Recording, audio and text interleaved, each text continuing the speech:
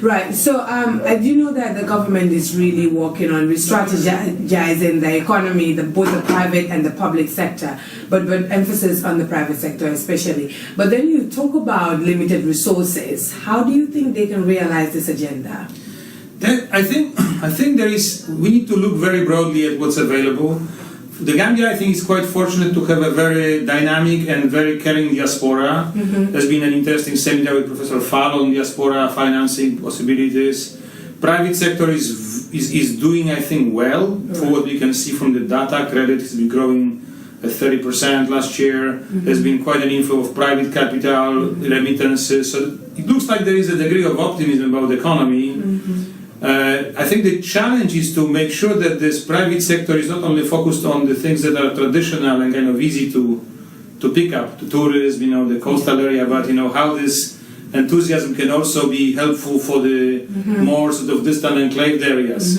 And here I think the opening of the Trans-Gambia Bridge is a big thing. It's going to create its own environment, own economy around it, right in the heart of the Gambia.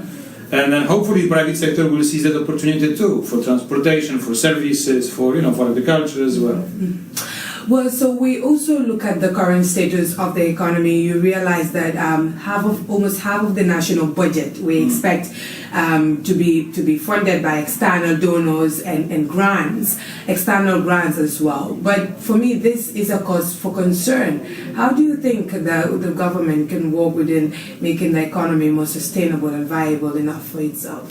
So the idea is, first of all, improve the efficiency of public investment. Most of these funds, the loans, but mostly the grants that are coming in, grants are good. Grants are good because grants are not creating the debt, which we have this. Debt is the topic of every time we talk about the Gambia, we're talking about the debt. So, but the grants that are coming in are paying for the new roads, paying for energy sector upgrading, paying for other pieces of infrastructure. Also, there are projects, in education, in agribusiness, and so on.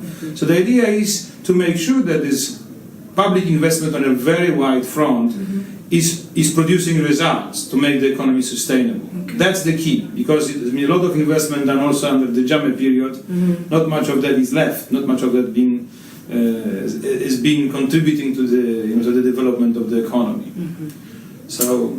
And in fact, on this one, let me tell you, we are sending an interesting mission very, very shortly. It's Public Investment Management Assessment Mission. We are bringing our experts to look at the ways we can enhance the efficiency of public investment. Very well. Foreign finance and domestic finance. Yeah. Interesting. But how do you see the whole macroeconomy policy of the country in enhancing that sustainability and poverty reduction, obviously? So, well, there's so many moving parts right now. Let me tell you what's good, right? Okay. What's good is... We can also talk about what's bad. I'm sure you've noticed that this translates into stability of the Dalasi. The Dalasi has been pretty much stable since mid last year. So that's a confidence factor. People want to see the return, so interest rates come down, for example, right? Because people don't expect the local currency to lose value. So that helps the government to meet its financing needs at lower cost domestically.